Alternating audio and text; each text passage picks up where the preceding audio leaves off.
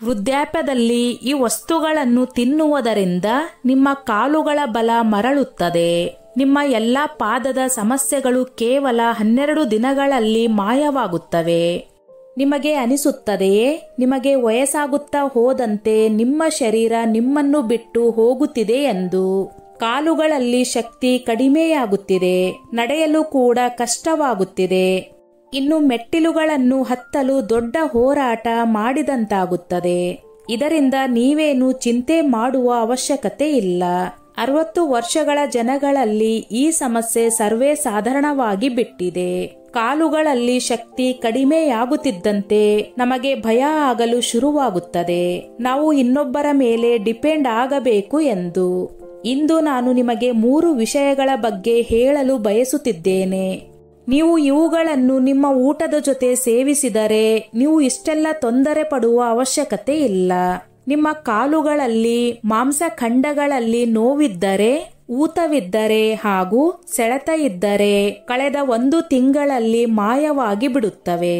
ನಂತರ ನೀವು ಯಾರ ಸಹಾಯವಿಲ್ಲದೆ ಕುಳಿತುಕೊಳ್ಳುವುದು, ಎದ್ದೇಳುವುದು, ಓಡಾಡುವುದು, ನಡೆದಾಡುವುದು ಮಾಡುತ್ತೀರಿ. ನನ್ನ ಹೆಸರು ಡಾಕ್ಟರ್ ರಾಜೇಶ್ ಶರ್ಮಾ. ನಾನು ನನ್ನ ಜೀವನವನ್ನು 50 ವರ್ಷ ಮೇಲ್ಪಟ್ಟವರ ಆರೋಗ್ಯ ಸರಿ ಮಾಡಲು, ಕಾಲುಗಳಲ್ಲಿರುವ ನೋವನ್ನು ಹೋಗಲಾಡಿಸಲು ಮುಡಿಪಾಗಿಟ್ಟಿದ್ದೇನೆ. ನಾನು ಹೇಳುವ ಸಲಹೆಗಳನ್ನು ನೀವು ನಿಮ್ಮ ಜೀವನದಲ್ಲಿ ಅಳವಡಿಸಿಕೊಂಡರೆ ನೀವು ಕೂಡ ಆಶ್ಚರ್ಯಗೊಳ್ಳುತ್ತೀರಿ. ಸ್ನೇಹಿತರೆ, ಅದಕ್ಕೂ ಮೊದಲು ಈ ವಿಡಿಯೋ ನೋಡಿ ನಿಮಗೆ ಇಷ್ಟವಾಗಿದ್ದಲ್ಲಿ ದಯವಿಟ್ಟು ವಿಡಿಯೋಗೊಂದು ಲೈಕ್ ಕೊಡಿ. ಎಷ್ಟೋ ಜನ ವಿಡಿಯೋ ನೋಡುತ್ತಾರೆ, ಲೈಕ್ ಮಾಡುವುದನ್ನು ಮರೆತು ಬಿಡುತ್ತಾರೆ. 1. ನೆನೆಸಿಟ್ಟ ಮೆಂತ್ಯ ಕಾಳು. ಇದು ಸಾಧಾರಣವಾದ ಕಾಳು ಎಂದು ನಿಮಗೆ ಅನಿಸಬಹುದು, ಆದರೆ ಅದರಲ್ಲಿ ಅಡಗಿರುವ ಶಕ್ತಿಯು ನಿಮ್ಮ ಕಾಲುಗಳಲ್ಲಿರುವ ನೋವನ್ನು ಕಡಿಮೆ ಮಾಡಿ ಕಾಲಿನಲ್ಲಿರುವ ಹೊರಟು ಹೋಗಿರುವ ಶಕ್ತಿಯನ್ನು ಮೊದಲಿನಂತೆ ವಾಪಸ್ ಬರುವಂತೆ ಮಾಡುತ್ತವೆ. ಮಾಂಸಖಂಡಗಳಲ್ಲಿರುವ ನೋವು, ಸೆಳೆತ, ಊತ ಇವುಗಳನ್ನು ಮೂಲದಿಂದಲೇ ತೊಡೆದು ಹಾಕುತ್ತದೆ. ಪ್ರತಿದಿನ ಬೆಳಗ್ಗೆ ಎದ್ದು ಖಾಲಿ ಹೊಟ್ಟೆಯಲ್ಲಿ ನೆನೆಸಿಟ್ಟ ಮೆಂತ್ಯ ಕಾಳುಗಳನ್ನು ಬಿಸಿ ನೀರಿನಲ್ಲಿ ಕುದಿಸಿ ಅದರ ನೀರನ್ನು ಕುಡಿಯುತ್ತಾ ಬನ್ನಿ. 1 ತಿಂಗಳಲ್ಲಿ ನಿಮ್ಮ ಕಾಲುಗಳಲ್ಲಿರುವ ಎಷ್ಟೇ ಹಳೆಯದಾದ ನೋವು ಕೂಡ ಹೇಳ ಹೆಸರಿಲ್ಲದಂತೆ ಹೊರಟು ಹೋಗುತ್ತದೆ. ಮೆಂತ್ಯ ಕಾಳು ಕೇವಲ ಜೀರ್ಣಶಕ್ತಿಯನ್ನು ಹೆಚ್ಚಿಸುವುದಿಲ್ಲ, ದೇಹದ ಎಲ್ಲಾ ಕಡೆಯೂ ರಕ್ತ ಚಲನೆಯನ್ನು ಚೆನ್ನಾಗಿ ಆಗುವಂತೆ ಮಾಡುತ್ತದೆ. 2. ಅಕ್ರೋಟ್. ಅಕ್ರೋಟ್ನಲ್ಲಿ ಒಮೆಗಾ 3 ಫ್ಯಾಟಿ ಆಸಿಡ್ ಹಾಗೂ ಭರ್ಪೂರವಾಗಿ ಕ್ಯಾಲ್ಸಿಯಂ ಇರುವುದರಿಂದ ಕಾಲುಗಳಲ್ಲಿರುವ ನೋವನ್ನು ಗುಣಪಡಿಸುತ್ತದೆ. ಪ್ರತಿದಿನ ಬೆಳಗ್ಗೆ ಖಾಲಿ ಹೊಟ್ಟೆಯಲ್ಲಿ 1-2 ಅಕ್ರೋಟ್ ತಿನ್ನುವುದರಿಂದ ಮೂಳೆಗಳಿಗೆ ಬೇಕಾದ ಕ್ಯಾಲ್ಸಿಯಂ ಒದಗಿಸಿ ಕಾಲುಗಳಲ್ಲಿರುವ ನೋವನ್ನು ಕಡಿಮೆ ಮಾಡುತ್ತದೆ. ಅಷ್ಟೇ ಅಲ್ಲದೆ ಅದು ನಿಮ್ಮ ನೆನಪಿನ ಶಕ್ತಿಯನ್ನು ಕೂಡ ಚುರುಕುಗೊಳಿಸುತ್ತದೆ. 3. ಅದು ನಮಗೆ ಅಮೃತಕ್ಕೆ ಸಮಾನ ಎಂದು ಹೇಳಬಹುದು. ಅದು ದೇಸಿ ಹಸುಗಳ ತುಪ್ಪ. ನಾವು ಅಂದುಕೊಳ್ಳುತ್ತೇವೆ ತುಪ್ಪವನ್ನು ತಿಂದರೆ ನಾವು ದಪ್ಪ ಆಗುತ್ತೇವೆ ಎಂದು. ಆದರೆ ನಿಜವಾದ ಸತ್ಯವೇನೆಂದರೆ ದೇಸಿ ತುಪ್ಪವನ್ನು ತಿನ್ನುವುದರಿಂದ ಮೂಳೆಗಳಿಗೆ ಮತ್ತಷ್ಟು ಶಕ್ತಿಯನ್ನು ಕೊಡುತ್ತದೆ. ಪ್ರತಿದಿನ 1 ಚಮಚ ದೇಸಿ ತುಪ್ಪವನ್ನು ಬಿಸಿ ರೊಟ್ಟಿ ಅಥವಾ ಬಿಸಿ ಊಟದಲ್ಲಿ ಅಥವಾ ಬಿಸಿ ಹಾಲಿನಲ್ಲಿ ಹಾಕಿಕೊಂಡು ತಿಂದರೆ ನಿಮ್ಮ ಶರೀರದಲ್ಲಿ ಲುಬ್ರಿಕೇಶನ್ ಹೆಚ್ಚಾಗುತ್ತದೆ. ಇದರಿಂದಾಗಿ ಮೂಳೆಗಳಲ್ಲಿ ಬರುತ್ತಿರುವ ಶಬ್ದ, ಕಾಲುಗಳಲ್ಲಿರುವ ನೋವು ನಿಧಾನವಾಗಿ ಕಡಿಮೆಯಾಗುತ್ತಾ ಹೋಗುತ್ತದೆ. ಅದರಲ್ಲಿಯೂ ಜವಾರಿ ಹಸುಗಳ ತುಪ್ಪವನ್ನು ಸೇವಿಸುವುದರಿಂದ ಅದು ದೇಹಕ್ಕೆ ಅಮೃತವಿದ್ದಂತೆ. ನಾವು ಚಿಕ್ಕವರಿದ್ದಾಗ ಓಡುತ್ತಿದ್ದರೆ ನಮಗೆ ಯಾವುದೇ ರೀತಿಯ ಸುಸ್ತಾಗುತ್ತಿರಲಿಲ್ಲ, ಆದರೆ ಈಗ ಸ್ವಲ್ಪ ನಡೆದರೂ ಕೂಡ ಸುಸ್ತಾಗುತ್ತದೆ. ಇದಕ್ಕೆ ಕಾರಣವೇನೆಂದರೆ ರಕ್ತ ಸಂಚಾರ ನಿಧಾನವಾಗಿರುವುದು. ಆದ್ದರಿಂದ ಪ್ರತಿದಿನ ರಾತ್ರಿ 1 ಗ್ಲಾಸ್ ಹಸುವಿನ ಹಾಲಿಗೆ 1 ಚಿಟಿಕೆ ಅರಿಶಿನ ಪುಡಿಯನ್ನು ಹಾಕಿ ಬಿಸಿ ಮಾಡಿಕೊಂಡು ಕುಡಿಯಿರಿ. ಇದರಿಂದ ನಿಮ್ಮ ಸಂದುಗಳಲ್ಲಿರುವ ನೋವು ಕೂಡ ಕಡಿಮೆಯಾಗುತ್ತದೆ. ಮುಖ್ಯವಾಗಿ ಚೆನ್ನಾಗಿ ನಿದ್ದೆ ಬರುತ್ತದೆ. ಮನುಷ್ಯನಿಗೆ ಚೆನ್ನಾಗಿ ನಿದ್ದೆ ಬಂದರೆ ತನ್ನನ್ನು ತಾನು ಶರೀರ ಸರಿ ಮಾಡಿಕೊಳ್ಳಲು ಸಮಯ ಕೊಟ್ಟಂತಾಗುತ್ತದೆ. ಇನ್ನೊಂದು ವಸ್ತು ಎಂದರೆ ಎಳ್ಳಿನ ಎಣ್ಣೆ.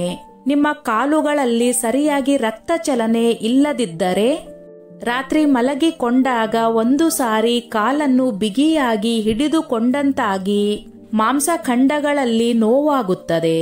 ಹೀಗೆ ಆಗಬಾರದು ಎಂದರೆ ಪ್ರತಿದಿನ ರಾತ್ರಿ ಮಲಗುವ ಮುನ್ನ ಎಳ್ಳಿನ ಎಣ್ಣೆಯನ್ನು ಸ್ವಲ್ಪ ಬಿಸಿ ಮಾಡಿ ಕಾಲುಗಳಿಗೆ ಮೊಣಕಾಲಿಗೆ ಹಚ್ಚಿ ಸ್ವಲ್ಪ ಹೊತ್ತು ಮಸಾಜ್ ಮಾಡುವುದರಿಂದ ಸ್ನಾಯುಗಳಲ್ಲಿ ಬಿಸಿ ಉಂಟಾಗಿ ಬ್ಲಡ್ ಸರ್ಕ್ಯುಲೇಷನ್ ಹೆಚ್ಚಾಗುವಂತೆ ಮಾಡುತ್ತದೆ. ಇದು ಕೆಲವೊಂದಿಷ್ಟು ವೃದ್ಧರ ಅನುಭವದ ಮಾತಾಗಿದೆ. 1 ವಾರದವರೆಗೆ ನೀವು ಎಳ್ಳಿನ ಎಣ್ಣೆಯ ಮಸಾಜ್ ಮಾಡುವುದರಿಂದ ನೀವೇ ಹೇಳುತ್ತೀರಿ ನಿಮ್ಮ ಕಾಲುಗಳಲ್ಲಿ ಹೊಸ ಚೈತನ್ಯ ಶಕ್ತಿ ಬಂದಿದೆ ಎಂದು. ಹೀಗೆ ಹೇಳುವವರು ಯಾರೆಂದರೆ ಮೊದಲು ವಾಕರ್ ಅಥವಾ ಕೋಲನ್ನು ಹಿಡಿದು ನಡೆದಾಡುವವರು. ಇನ್ನೊಂದು ಸುಲಭವಾದ ಅಭ್ಯಾಸವೆಂದರೆ ಇದನ್ನು ಕೇಳಿದರೆ ನೀವು ಆಶ್ಚರ್ಯಪಡುತ್ತೀರಿ. ಹಳೆಯ ಕಾಲದಲ್ಲಿ ಹಿರಿಯರು 1 ದಿನವೂ ಕಾಲು ನೋವು ಎನ್ನುತ್ತಿರಲಿಲ್ಲ, ಏಕೆಂದರೆ ಅವರು ಪ್ರತಿದಿನ ಈ ಅಭ್ಯಾಸವನ್ನು ಮಾಡುತ್ತಿದ್ದರು. ಅದೇನೆಂದರೆ ನೀವು ಬೆಳಗ್ಗೆ ಎದ್ದ ತಕ್ಷಣ ಬರೀ ಕಾಲಿನಲ್ಲಿ ನಿಮ್ಮ ಗಾರ್ಡನ್ನಲ್ಲಿ ಓಡಾಡುವುದು ಅಥವಾ ನಿಂತುಕೊಂಡು ವ್ಯಾಯಾಮ ಮಾಡುವುದು. ಇದರಿಂದ ಭೂಮಿಯ ಜೊತೆ ನಿಮ್ಮ ಕಾಲುಗಳ ಸಂಪರ್ಕವಾಗುತ್ತದೆ. ಇದನ್ನು ಆಯುರ್ವೇದದಲ್ಲಿ ಪೃಥ್ವಿ ತತ್ವ ಎನ್ನುತ್ತಾರೆ. ನಾವು ಬರೀ ಕಾಲಿನಲ್ಲಿ ನೆಲದ ಮೇಲೆ ನಡೆಯುವುದರಿಂದ ಪೃಥ್ವಿ ತತ್ವ ಉಂಟಾಗಿ ಇಡೀ ಶರೀರಕ್ಕೆ ಹೊಸ ಚೈತನ್ಯವನ್ನು ನೀಡುತ್ತದೆ. ಪ್ರತಿದಿನ ಸ್ವಲ್ಪ ಹೊತ್ತಾದರೂ ಚಪ್ಪಲಿ ಇಲ್ಲದೆ ನೆಲದ ಮೇಲೆ ಬರೀ ಕಾಲಿನಲ್ಲಿ ನಡೆಯಬೇಕು. ಇದು ಕೇವಲ ಶರೀರಕ್ಕೆ ಅಷ್ಟೇ ಅಲ್ಲ, ನಮ್ಮ ಮನಸ್ಸಿಗೂ ಕೂಡ ಹಿತ ಉಂಟು ಮಾಡುತ್ತದೆ. ಮನಸ್ಸಿಗೆ ನೆಮ್ಮದಿ ಎನಿಸಿ ಅಂದಿನ ದಿನ ನಿಮಗೆ ತುಂಬಾ ಉತ್ಸಾಹದಿಂದ ಇರುವಂತೆ ಮಾಡುತ್ತದೆ. ನಾವು ಮನಸ್ಸಿನಲ್ಲಿ ಅಂದುಕೊಳ್ಳುತ್ತಿರುತ್ತೇವೆ, ಮಕ್ಕಳಂತೆ ಸರಿಯಾಗಿ ನಡೆಯುವುದು ಯಾವಾಗ ಎಂದು. ಆದರೆ ಅದು ಸಾಧ್ಯವಿಲ್ಲವೆಂದು ಸುಮ್ಮನಾಗುತ್ತೇವೆ. ಕಾಲುಗಳನ್ನು ಬಲಿಷ್ಠವಾಗಿಸಲು ಮತ್ತೊಂದು ವಸ್ತು ಎಂದರೆ ಕಡಲೆಕಾಳು. ಬೆಳಗ್ಗೆ ಎದ್ದ ತಕ್ಷಣ ಖಾಲಿ ಹೊಟ್ಟೆಯಲ್ಲಿ ನೆನೆಸಿದ ಕಡಲೆಕಾಳುಗಳನ್ನು ಸೇವಿಸುವುದರಿಂದ ವಯಸ್ಸಾಗುತ್ತಿದ್ದಂತೆ ಮಾಂಸಖಂಡಗಳು ಕರಗುವುದನ್ನು ಸ್ಥಗಿತಗೊಳಿಸುತ್ತದೆ. ಇದರಲ್ಲಿ ಭರ್ಪೂರವಾಗಿ ಪ್ರೋಟೀನ್, ಐರನ್ ಹಾಗೂ ಫೈಬರ್ ಇರುತ್ತದೆ. ಇದು ದೇಹದಲ್ಲಿ ರಕ್ತ ಹೆಚ್ಚಾಗುವಂತೆ ಮಾಡಿ ಪ್ರತಿಯೊಂದು ದೇಹದ ಕಣಗಳಲ್ಲಿಯೂ ರಕ್ತ ಹೋಗಿ ಮತ್ತೆ ಪುನಃ ಕಾಲುಗಳು ಹೊಸ ಚೈತನ್ಯ ಪಡೆಯುವಂತೆ ಮಾಡುತ್ತದೆ. ಕಡಲೆ ಕಾಳಿನ ಜೊತೆ 1-2 ಒಣ ದ್ರಾಕ್ಷಿ ಹಾಗೂ ಬಾದಾಮಿಯನ್ನು ನೆನೆಸಿ ತಿನ್ನುವುದರಿಂದ ದೇಹಕ್ಕೆ ಮತ್ತಷ್ಟು ಶಕ್ತಿಯನ್ನು ಕೊಡುತ್ತದೆ. ಕೆಲವೊಂದಿಷ್ಟು ವಯಸ್ಸಾದವರು ಹೇಳುತ್ತಿರುತ್ತಾರೆ, ಹಸಿವಾಗುವುದಿಲ್ಲ.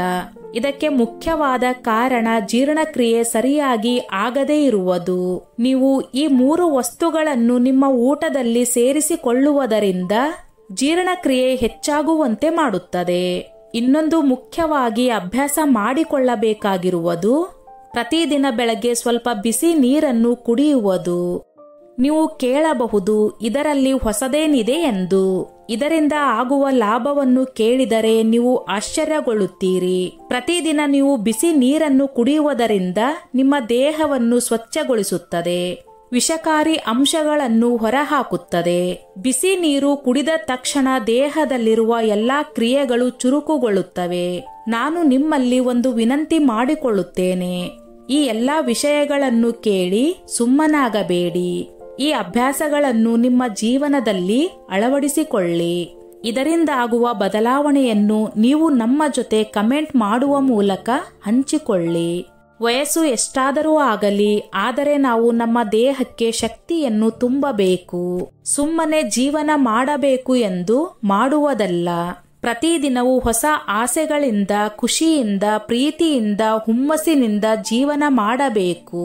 ಸ್ನೇಹಿತರೆ, ಈ ನನ್ನ ಮಾಹಿತಿ ನಿಮಗೆ ಇಷ್ಟವಾಗಿದ್ದಲ್ಲಿ ದಯವಿಟ್ಟು ಶೇರ್ ಮಾಡಿ, ಲೈಕ್ ಮಾಡಿ ಮತ್ತು ಸಬ್ಸ್ಕ್ರೈಬ್ ಮಾಡಿ.